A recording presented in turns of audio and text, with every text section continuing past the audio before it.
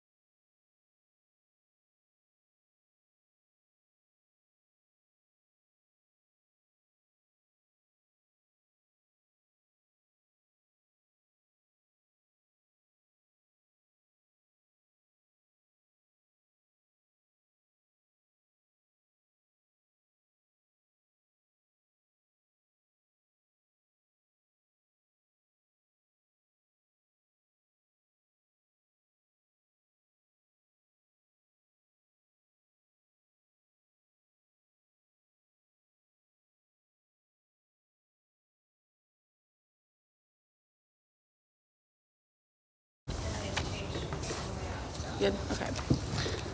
Oh my gosh. Okay. We will reconvene the meeting at 6:04 PM.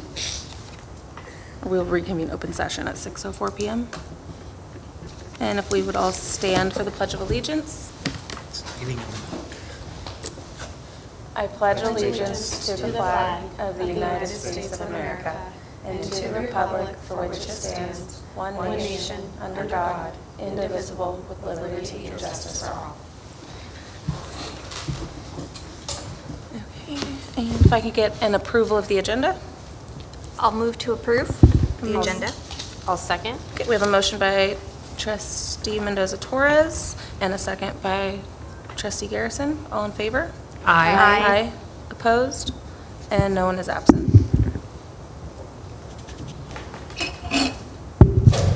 Okay, and for public comment on consent and non-agenda items, the public may address the board on any consent or non-agenda item pursuant to the Brown Act. During this period, the board cannot consider issues or take action on any item not listed on the agenda. Time is limited to 3 minutes per person per item, 20 minutes per topic. And with that, do we have any public comment? Okay, no public comment. We will move on to closed session reportable action taken. And the report out is available for review with Kathleen. Moving on to the consent calendar.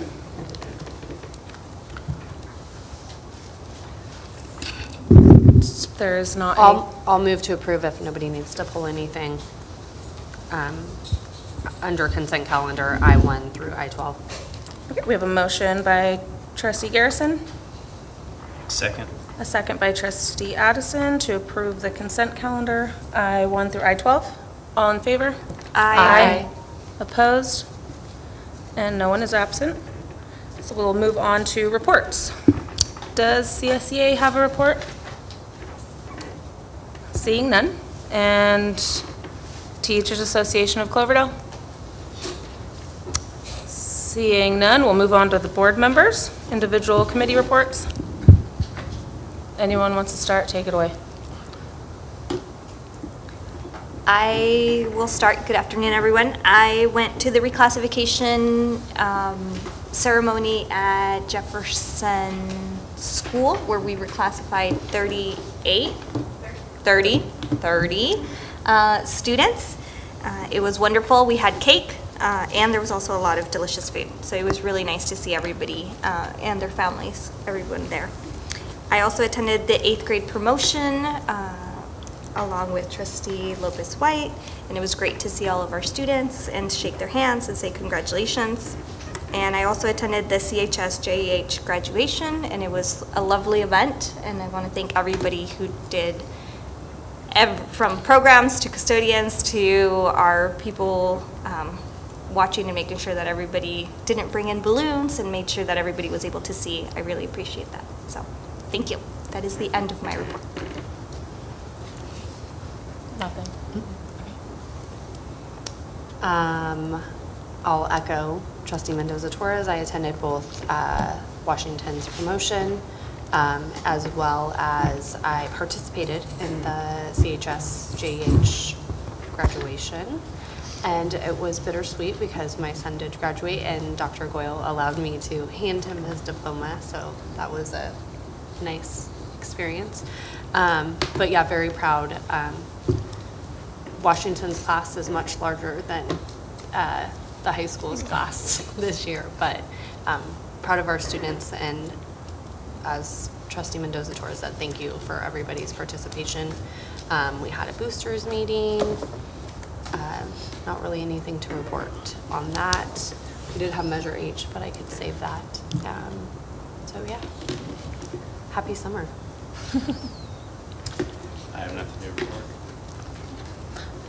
I attended both the 8th grade promotion, sorry, and the high school JH graduation. They both went very well. There's a lot of people. The stands were completely full, so that was cool to see all the support. It's a little bit, there's some emotions, and it was sweet. So thank you, everyone, for all the work that they put into it.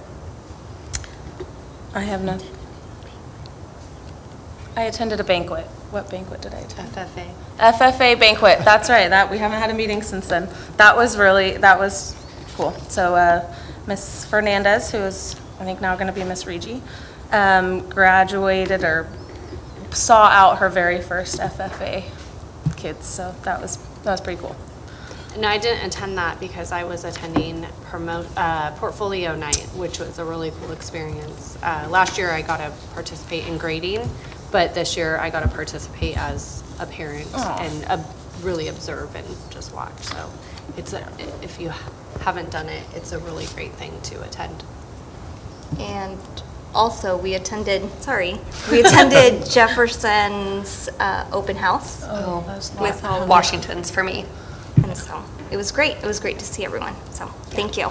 It was nice to be on campus and just get to meet more of the teachers that I haven't gotten a chance to meet. So, yes, I'm just the timeline for me. I'm trying to figure out in between The end meetings, of like the year dates and was everything. Yeah. There was also Senior Awards Night as well. That's right. And our student board There was rep a lot. was presented the Van Pelt Scholarship by Trustee Mendoza Torres. So a lot of students were awarded awards and money, so that was great to see. Awesome. Superintendent, Are you sure you want to add anything? cut us off. I echo the promotion ceremony and graduation ceremony.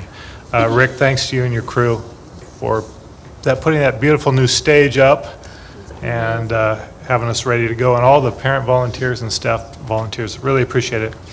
I want to make note that before I retired from here, it was almost 100 degrees on the field when there was a grass field, and the mosquitoes were terrible, so I appreciated the turf field and not getting bit once. Friday or Thursday night. Our new administrative team is in place, and Michelle Holden is rolling over Jefferson, and Shauna will be at Washington soon after her vacation, and Forrest will be here soon also, I think tomorrow. He'll be in the district, our high school principal, Forrest Harper. Just want to make a note, and I don't want to steal Patty's thunder, but our food services has a positive in the black balance, and that rarely happens. So I stole your thunder, but that's all right. Our retiree, Stephanie Alexander, will be wrapping up in a couple days, our Director of Special Ed and Student Support Services, and also want to recognize Cindy Seymour for her contribution this year as a para who rode on the van for assisting students. And Patty and Nicole, this time of year, I know what it's like for having to get a budget and LCAP ready, do the hearing and everything, so thanks what you're doing on that too. It's a time where you try to stay away from their office if you can, and I don't think I did that enough, so sorry about that. So thank you, that's all. Thank you. Okay, I'm moving on to K1 Measure H update. Rick's here tonight. Rick, if you could just give an update on the painting at Jefferson tonight, that'd be great. Good evening, everyone. Rick Scarmello, Director of Maintenance, Operations and Transportation. We put out for a job site walk about 2 weeks ago for Jefferson to do rooms 1 through 6 interior painting. We had 2 contractors show up out of the 4 that were contacted. And it ended up being the same contractor who did it last year. Russell Hinton came in at the lowest amount, and they're slated to start Wednesday, with your approval, of course.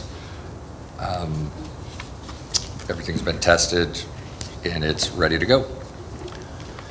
As far as Measure H, We've had several updates, so I think yeah. we're good. We don't have any new information. Okay. Thank you. And then other than that, we're just jamming on summer. Thanks, Rick. Thanks, Thank Rick. you. With that, we will move on to K-12, Local Indicators Progress Monitoring.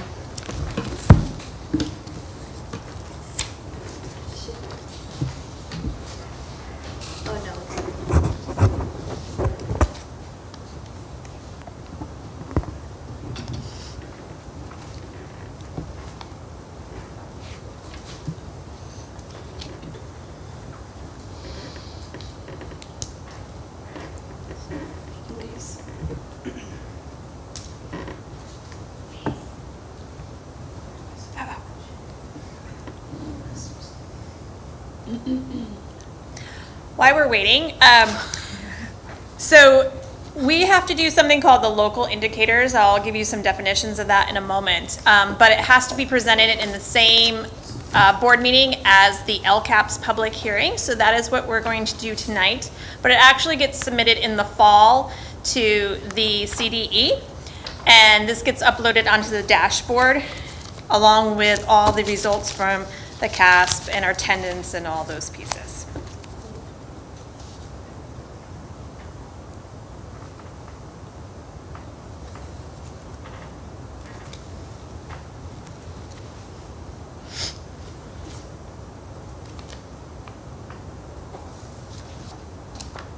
Here we go. Okay. So for local control funding formula, the LCFF, there are priorities where data is not collected at the state level, but it's collected at our local LEA level, which we measure and report its progress through the dashboard, and it's based on our locally collected data. There are 5 areas that we have to collect information on and then submit to the state. Priority 1 is the basic conditions at school. Priority 2, implementation of state academic standards. Priority 3, parent engagement. Priority 6, the local climate survey. And priority 7, access to a broad course of study.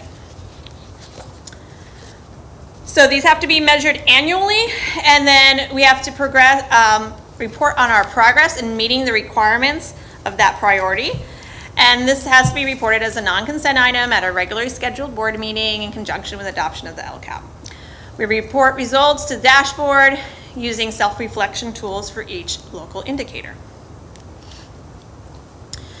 When we submit this, the dashboard shows that we have met the standard for it because we've gone through the process.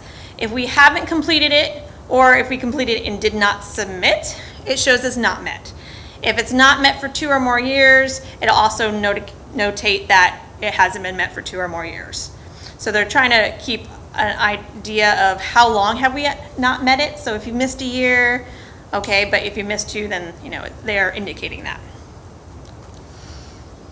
So we used a self-reflection tool provided by CDE, and we provided it to each site, and the sites went through and rated themselves on some of these priorities. We also did it at the district level and rated, and then took a compilation of that to give us our indicators. For local indicator 1, basic services and conditions, this is basically pre-populated by the CDE. We can't take our data for the teacher assignment data. They go through and check all of our credentials and give us those assignments. But there are 2 areas that we do have to report on. One is that we met the Williams requirements, that all students have the resources they need. And the second is our facility inspection review, where we do the fit surveys. So there were a couple instances where we had to report that we did not meet the good repair standard. Some of those were in interior surfaces, overall cleanliness, and hazard materials were marked with deficiencies. Those have been resolved as of now, and that will be noted when I upload it this fall. Some of those cleanliness items were that we were using storage, or that there was too many materials on the walls to meet fire standards. The hazardous materials, there was 2 rooms where they should have been in the proper containment. So we went and we bought the correct containment for acids, etc. in those areas. So those hazardous materials are now in the proper storage. So that is what we'll be reporting to the state. Local indicator 2 is implementation of state academic standards. So we had to rate ourselves on each of these areas. For English language arts overall, we rated ourselves as initial implementation. ELD, English language development, as beginning development. Mathematics, beginning development. Next generation science standards, beginning development. History, social science, beginning development. And I will state with that one, because we're doing our curriculum adoption and they know that our old materials were out of date, I think that led to a natural, well, we're beginning developing because we're going to have a new curriculum this fall that we'll have to, implement. Career technical education was an initial implementation. Health education content standards, PE standards. The health was initial, PE was full, Some of that was because some of the sites were unsure of what was covered where, and if we were actually covering all of the health education standards. Visual and performing arts was initial, and I think that's partly because we've come and gone with different art teachers.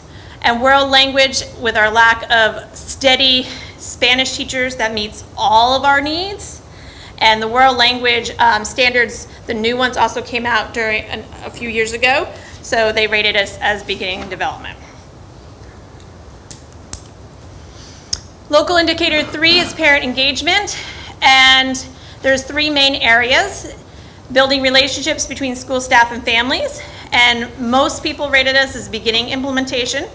Building partnership for student outcomes was also beginning, and seeking input for decision making, they said initial, that we are trying to reach families. We're holding our DLACs, our school site councils, our ELACs, and starting to build those. And we need to get attendance up, was the biggest comment there, of course.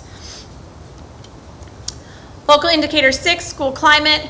We will be providing a narrative summary of the local climate survey that captures the student perceptions. I will say overall, our youth troop values were down this year in all sites for school climate, but our relationships were still the highest. And I believe you were supplied with the additional report that I have to submit that goes a little bit more in depth into that analysis.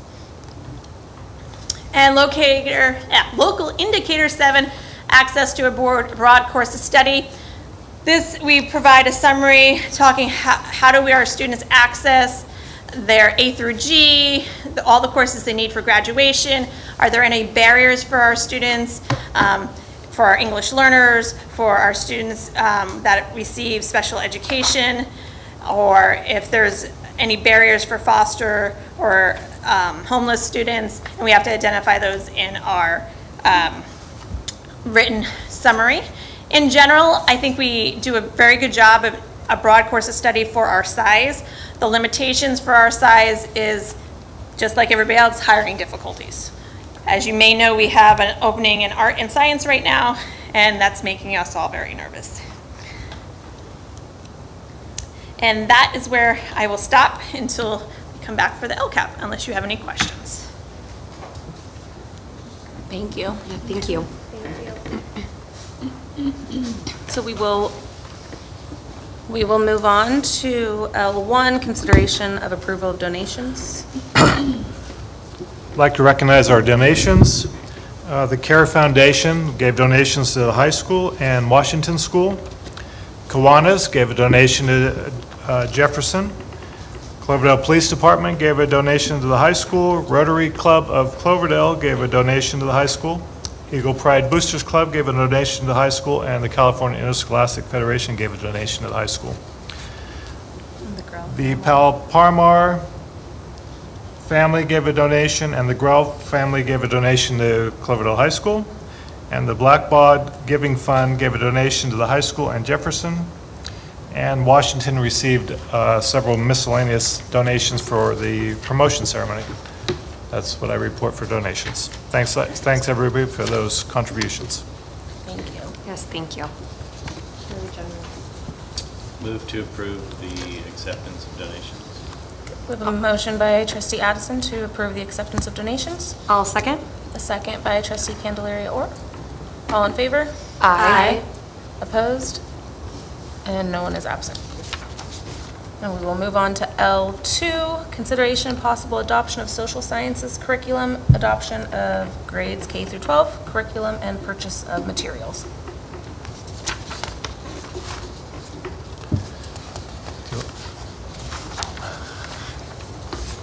So I'll take any questions you have. We are looking to adopt TCI for K through 8th grade, and for the high school, the McGraw-Hill Impact California editions. Are there any questions? Any discussion? Thank you, Nicole. Thank you.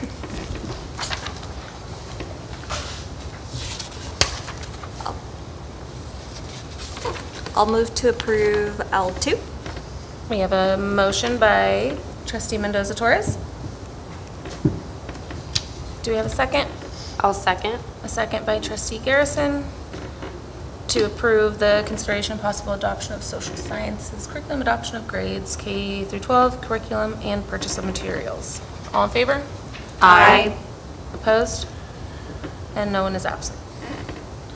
So we will move on to L3. This is the public input regarding the naming a district facility in recognition of Mr. Don Goodman. On May 17th's meeting, there was discussion, possible renaming a facility in honor of the late Don Goodman. As per board policy, the item is being brought back for public input. And so we'll take that public input now. And I would just say some of the considerations would be the Don Goodman Memorial Press Box or Don Goodman Memorial Announcer's Booth, some of the things thrown around.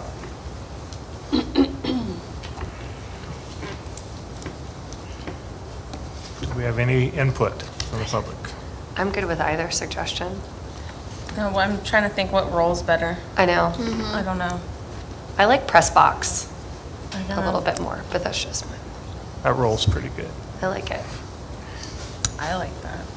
So this is just public input, so it's not action. The next step Correct. would be that it comes back to us At the next board meeting. at the next board meeting. Action. Okay. Thank you for your input. And we will move on to L4. Consideration and possible approval of Jefferson Elementary, Washington, and Cloverdale High School plans for student achievement. So tonight you have before you the school plan for student achievements for Jefferson, Washington, and Cloverdale High School. We are realigning our processes, just like we talked about with federal program monitoring, so that when our new principals start July 1st, that they are able to spend the money. They are, of course, able to meet with their school site councils and do any changes they need, but if we have an approved plan in place, then they can start spending any money that they need to with the approved plan. If you have any questions, I'm here. I have no questions. No question. Thank you, Nicole. Thanks, Nicole. Move And to approve the plans for student achievement. we have a motion by trustee Addison, I'll second. a second by trustee Candelaria Orr. Oops. I just have a quick question. Can these be modified at any time? Anytime. All they have to Okay. do is bring the team back together. Okay. And they really are made to be modified as new data comes out with the CAS, sorry, I should be saying, with the CAS results coming out, with changes in staffing. This just allows them to start spending on any action items that are in place. I will say that Mr. Jorgensen and I worked on the Washington one so that it's broad enough that it allows a little leeway for the new principal, but specific to what the needs are for Washington, so that she can hit her and go run with it. Thank you. So we have a motion to approve by trustee Addison and a second by trustee Candelaria Orr. All in favor? Aye. Opposed? No one is absent. We'll move on to L5, consideration and possible approval of variable term waiver for Ann Gredick, speech and language pathologist, Cloverdale Unified School District, grades PK through 12, hired based on waiver. We're fortunate to be able to hire a very tough-to-hire position, speech and language specialist. Ann Gredick was hired, and she will be completing her credential in August. So rather than taking a chance of having to start without the credential in place, we are asking for a variable term waiver to get us through potential, and it may come up in July or August where we could use Ann's services. So this will allow us to be able to do that until her credential is firmly in place. Are there any questions? Move to approve L5. We have a motion by trustee Garrison to approve L5. I'll second. Second by trustee Mendoza Torres. All in favor? Aye. Opposed? And no one is absent. So we will move on to L6, the public hearing of the update to the 21-24 local control accountability plan and plan attachments. Start time. Wait, do we have to hear it first, or do we start Yeah, the start she'll time now? present Okay. first. Very briefly, we wanted to introduce the LCOP. We are currently ending our second year of our three-year plan, so next year, which this plan is for, is the third year. We did receive feedback from multiple sources. We did an LCAP parent survey through Parent Square. We have the Youth Truth Survey that we did district-wide in January. We held meetings in our DLAC, and we went over each goal and gave an entire meeting to those from March to May. Each site had a meeting with their staff or their leadership. We also held 3 community parent meetings in April, 2 via Zoom, 1 in person. We used our federal program monitoring results and our compliance improvement monitoring, our SIM process through our special education audit or review that's going on, monitoring. We had a district administration feedback meeting with our admin, and then we held 2 district LCAP committee meetings with the process. There are 3 goals, just as a reminder as you move forward. First one's instruction, that all students receive high-quality instruction.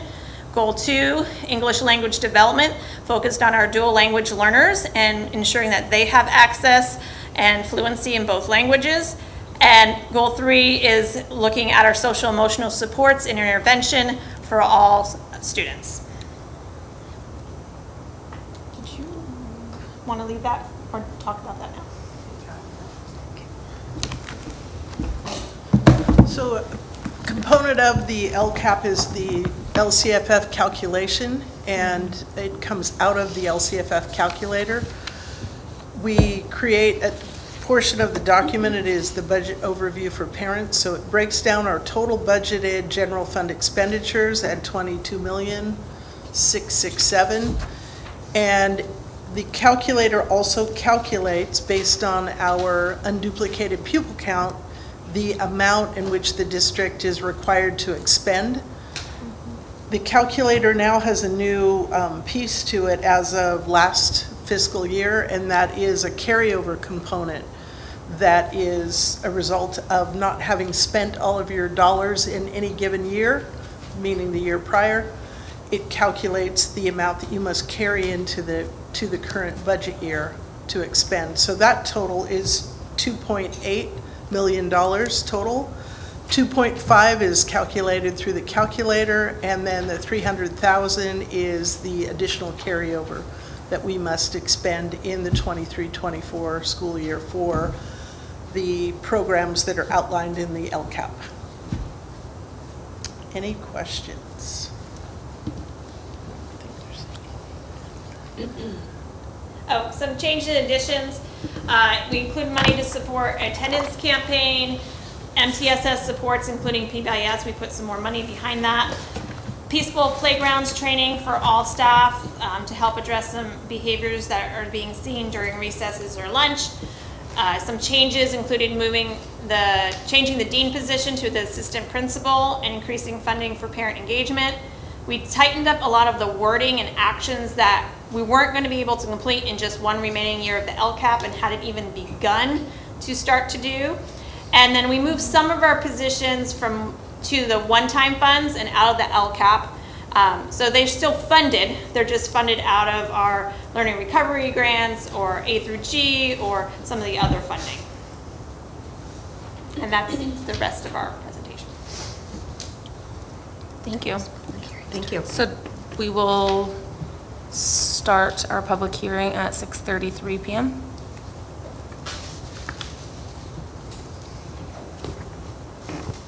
I had one question about the LCAP plan, or parent engagement. I know that in DLAC we had spoken about CABE training or participation for that. Is that now included in this? Yes, we budgeted $25,000 towards parent engagement. That could include CABE or bringing PK or another facilitator in to do some training for parents and engagement with parents and staff. You said that well, I guess that is going back to one of the indicators, but that they had noted we need more parent engagement. Is that just at DLAC or just sites in general? So the engagement was low on the indicators as well, that we were in initial stages. So between that, what we're seeing with our low attendance, our parents not engaging or participating in surveys, that was one area that we saw we needed some, not just training and educating, but really to have somebody help facilitate it. So is that across the board, though, on everything, or just DLAC, or Yeah. what was? No, we saw in other Okay, pieces okay, as well. okay. Yes. Thanks, Nicole. Thank you. Yes, thank you. Any other discussion? We will end the public hearing at 6:34 PM.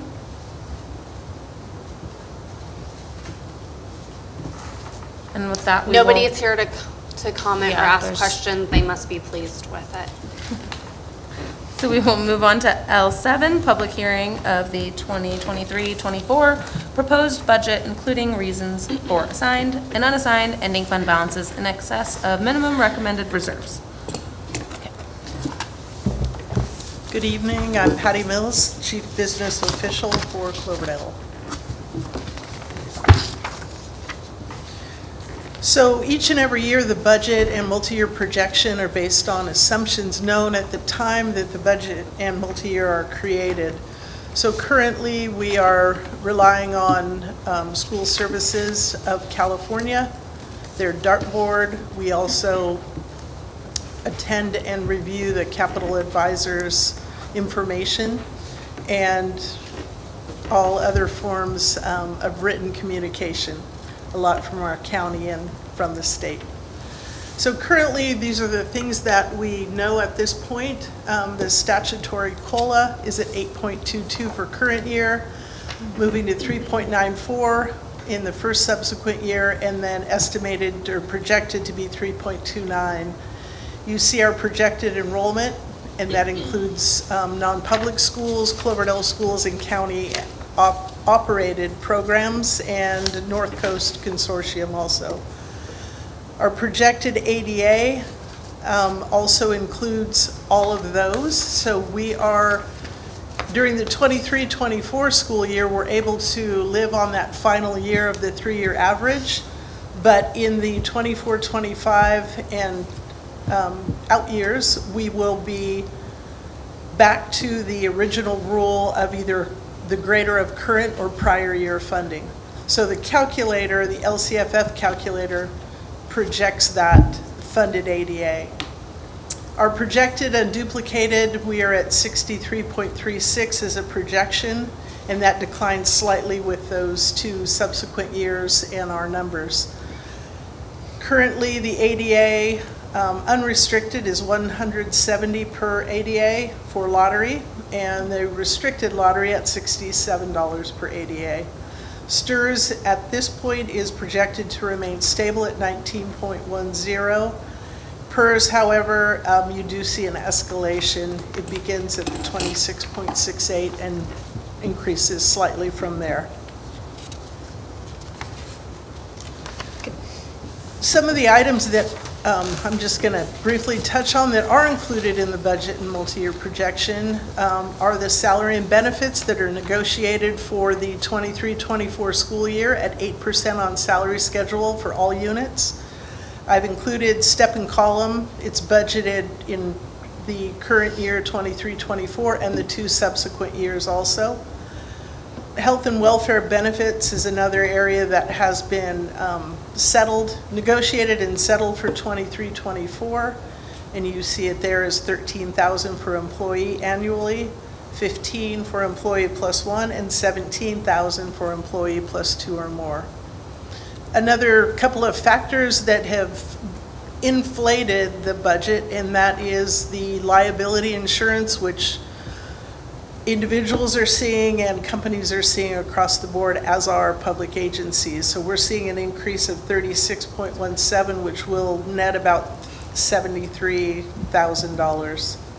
Utilities, we're also seeing the rise in all of those, and that's estimated to be about $140,000 increase to the district.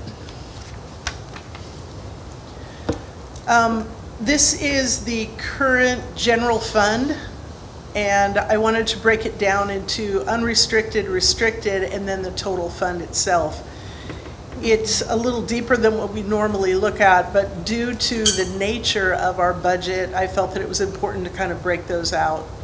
So our unrestricted, it shows the beginning balance at 1.9. You see the revenues coming in at 16.9 million, and our expenditures and transfers out at 17.7 million. We're looking at an operational loss at this point of 740,000. Leaving our ending fund balance in unrestricted at 1.2 million.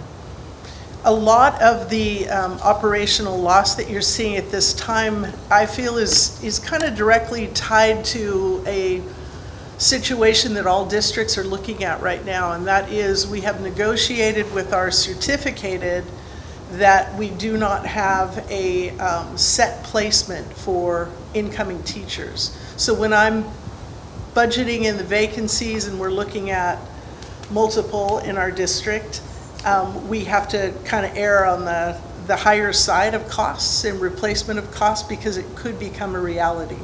So I'm feeling that with the passage of the governor's budget, we'll see possibly some dollar changes there. The other thing is when we see the reality of where teachers that are coming in are placed, that's going to, I feel, significantly switch that operational loss, and I'm hoping shrink it. So that would come back to you in the 45-day revision window, as we know, because we'll have until approximately August to get that completed. We'll know by then or have a better idea of where those placements are falling. But not having a set placement, that's no different than previously, right? Previously, they had a maximum of 10 years of service credit, And now you have to match. and now we have negotiated that that is no longer factored in. They can be placed anywhere on the salary schedule up to step 26. Anywhere based on years of Based on service or years of- anywhere based on? No, based on years of superintendent's service. Yep. But it does, pose a challenge to trying to estimate, definitely, or project where those placements will be. Restricted funds. So we are looking at a 4.5 million beginning balance at this point, and we are estimating revenues at 3.4, but we're going to be expending and transferring out 4.9 million. So it's leaving an operational loss of 1.4. This is directly related to one-time funds that we've already received in current year and prior year, and we're actually seeing next year as our bigger spend. A lot of the CARES Act dollars, they're coming due, meaning you can no longer expend them, and they're going through approximately September 30th of 2024. So we'll see a big spend next year, and then a very small amount in the summer that will be left. So it creates that natural deficit due to those higher expenditures. And during the LCAP presentation, Nicole stated that we did move some of the positions that were in the LCAP. We were able to move those into those one-time dollars to get kind of that final push of those positions. So as those dollars are expended, it will come before the board at that point to make those program changes that will be necessary when those one-time dollars are exhausted. So that leaves a total combined fund beginning balance estimation of 6.5 million. You see the 20.4 million revenue and 22.67 projected expenditures. So leaving a total operational loss of 2.2, bringing our ending fund balance down to 4.3. And that is a lot to absorb. Do you have any questions at this point? If not, I'll keep moving through. The next slide is the breakdown of the multi-year projection and how that is affected. This, again, is the total fund, so you'll see it all as one whole dollar.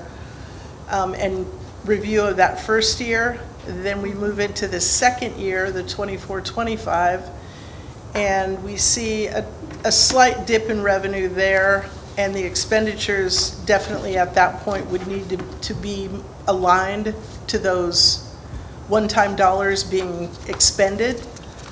We still see a 1.1 operational loss with those final dollar spends of restricted mainly funds, leaving us with a 3.1 ending fund balance. We start the third year, and we do see a slight revenue increase, primarily the LCFF calculator with those additional kindergarten, the TK, transitional kindergarten students coming in, and the expenditures out, so we see a lesser operational loss at that point, and projecting about a 378,000. So that brings our ending fund balance at that point to 2.7. We do meet our reserve in all 3 years, but you do see the ending fund balance being spent down, if you will. It's primarily comprised of the one-time dollars. The other document that is required and that we'll review is the reason for assigned and unassigned ending fund balance in excess of the minimum recommended reserve of 3%. So you see our general fund at 4.3, our Fund 17, which is also calculated in this calculation, at 549,000, giving us a total assigned and unassigned ending fund balance of 4.8 million. 3% of that would be 680,000, leaving a remaining balance that we need to substantiate of 4.2 million. We do have some assigned and committed funds that we account for, and that is the 7% board-approved reserve would be 1.5 million. The committed contribution to Fund 14 for deferred maintenance and the CHS track and field replacement, 175,000. The little set aside of 150,000 for transportation repairs and vehicle replacements. The anticipated assigned of the 1.2 million would be instructional materials, textbook adoptions, and it's mainly the instructional material programming costs of the one-time dollars. The other area is unanticipated program and outgoing costs for underfunded IDEA mandates with 500,000. And then our Fund 17 has a specific committed set aside for technology replacement and classroom furniture.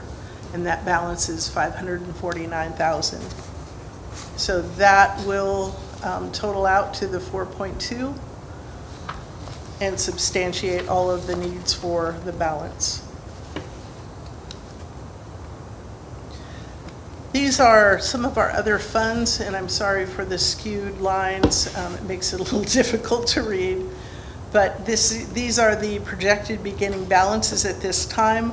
Those balances will be changing as we finalize and close out the 22-23 fiscal year. So Fund 08 is the accounting fund for all of the ASB accounts. We anticipate or project it to be 84,000. The Child Development Fund has a very small balance in it at this point of $176. The cafeteria, which Interim Superintendent Jorgensen discussed, is looking like $564,000. And again, it is a very strange anomaly that's occurring with cafeterias, but it has to do with the funding that's been received for students during pandemic and then the 2 kind of subsequent years there.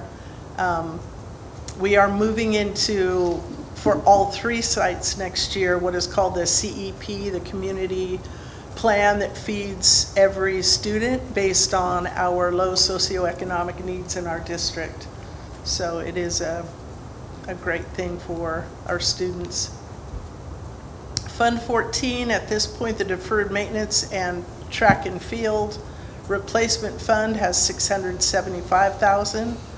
Our special reserve for technology and classroom furniture replacement, $436,000.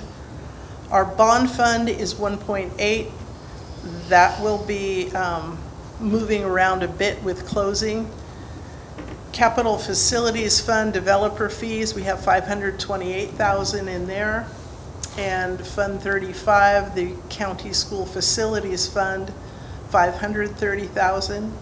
And then Fund 40, the special reserve, is a small $117, which was basically some remaining interest.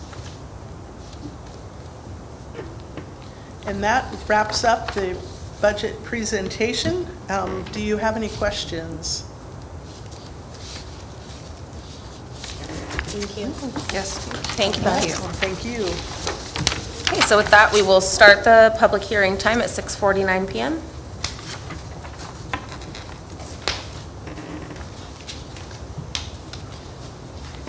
I actually did, sorry, have a question. I know that we're looking at an ADA campaign for attendance and seeing, so according to the LCFF, what percentage of ADA are we currently at and what would be our goal? I know we're always trying to get back to like 95%, Right now, she said. right? But where are we current?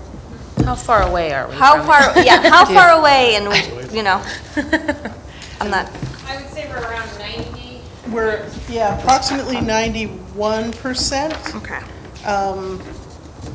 And there's a, We really like to be between 95 and 97. Okay. actually for 100%. next year, so currently, 22-23, we're at 91.34%. And the budget is built with us going to 92% next year. Okay. 93% in the 24-25 year, and then we're anticipating 94% by the 25-26. We felt a 1% kind of climb is attainable, but it's definitely going to have to be a focus. And if we can jump sooner than later, it definitely has a positive outcome for us.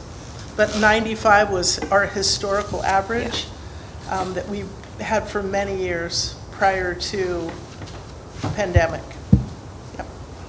And besides attendance campaign, as our focus for SIM, for the compliance monitoring for special education, that is one of our goal areas and action items is attendance. So we've already been doing a little bit of pieces, trying things out. So there's more than one team focused on attendance. So hopefully we'll see some good movement. Thank you. Thank you. Do we have any other questions or discussion?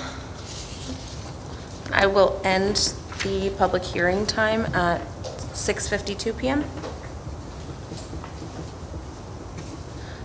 Future agenda items we have are master planning, Alexander Valley Healthcare student concerns, board policy 5111, TK and K admissions, future board meeting dates, back in 2 days on June 14th, regular board meeting at 6 PM. And then our next one after that is July 19th, 2023 at 6 PM for a regular board meeting. And with that, can I get a motion to adjourn the meeting at 6:52 PM? Move to adjourn? We have a motion by trustee Garrison, I'll second. a second by trustee Candelaria Orr. All in favor? Aye. Opposed? And no one is absent.